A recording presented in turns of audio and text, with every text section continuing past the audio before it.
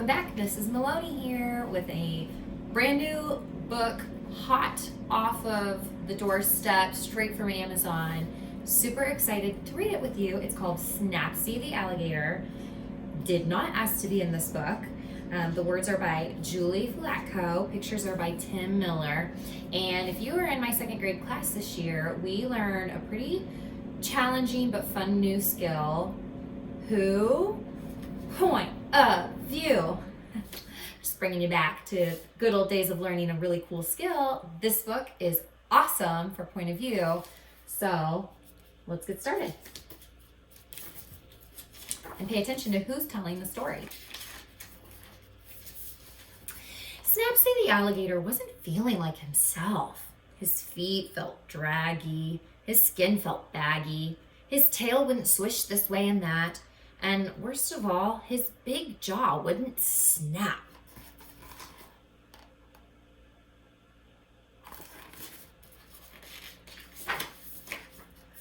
This is terrible.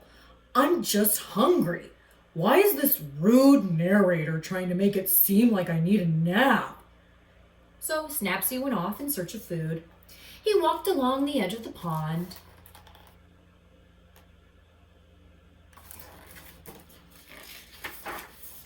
He scooted up the tall hill. He shimmied through the forest.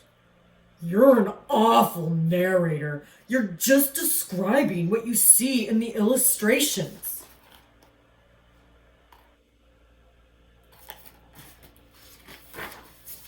Snappsy, the big, mean alligator, kept looking for food. He liked to eat tiny, defenseless birds and soft, fuzzy bunnies. He prowled through the forest looking for victims. When he came to a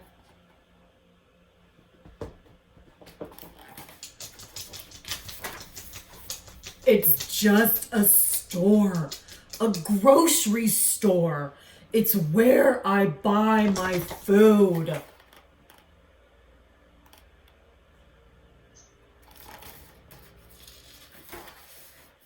Snappsy looked hungrily at the other shoppers. While loading his cart with pudding, peanut butter, pita bread, and popcorn. Yes, Snappsy the alligator was particularly fond of a certain letter of the alphabet. I don't only eat food that starts with the letter P. You don't have to make it seem like I only buy storybook food. I'm also buying cheddar, apples, pretzels, pasta, pears. It's just a coincidence. What else starts with the letter P? People. Snappsy, the big, mean, hungry alligator, who only liked food that started with the letter P, carried his groceries back through the forest, back down the hill, back around the pond, until he got to a surprisingly lopsided shack. Oh, you are really cheesing me off. It's my house. I built it myself. I'll say. Take a look at his sign. No narrators allowed. Snappsy the alligator took his groceries into his splinter-laden shed and slammed the door quite hard. He was inside. Still inside. What was he doing in there? Was he making crafty plans? Was he roasting innocent forest creatures that he already had stored in his freezer? Had he fallen asleep?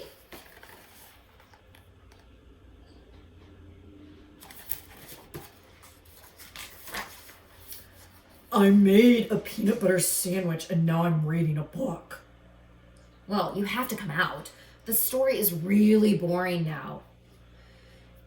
If you must know, I'm planning a party. Says guest list.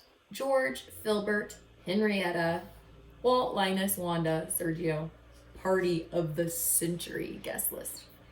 Snappsy the Alligator, trying to better his reputation with the other animals, decided to throw a party. Snappsy vacuumed the rug. He made goodie bags for all his guests. Wait, those aren't goodie bags. He's just taking out the garbage.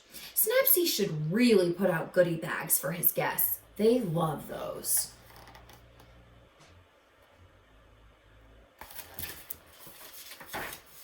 You know what? I did not ask to be in this book. I was just having a normal day. And suddenly you were talking about what I was doing. So I'm throwing a party to make things more interesting. I hope you're happy. Now I just want you to buzz off.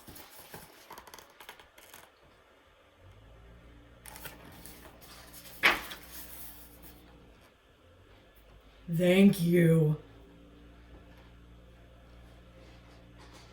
Oh, go ahead. I can hear you breathing. Snappsy's party was shaping up to be quite a festive event. Colorful streamers hung from the ceiling. There were cubes of cheese and a bowl of punch. Some kind of danceable music was playing. Then Snappsy's friends started to arrive.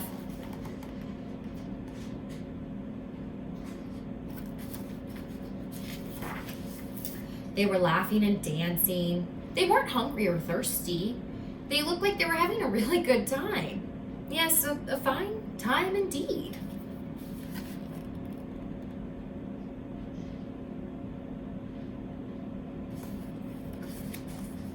You notice someone? Oh, all right. You can come in. Oh gosh, me? The humble narrator? Well, I don't know. Let me check my calendar. I suppose I could come in for an hour or two. Someone has to demonstrate proper dance steps.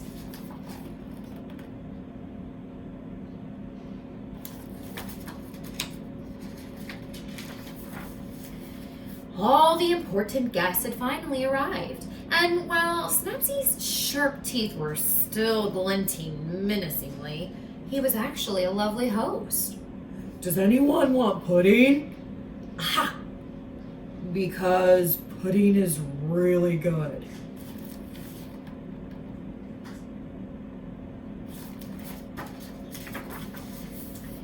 And we all ate pudding and did the chicken dance. We were really looking forward to Snappsy throwing parties like this every week.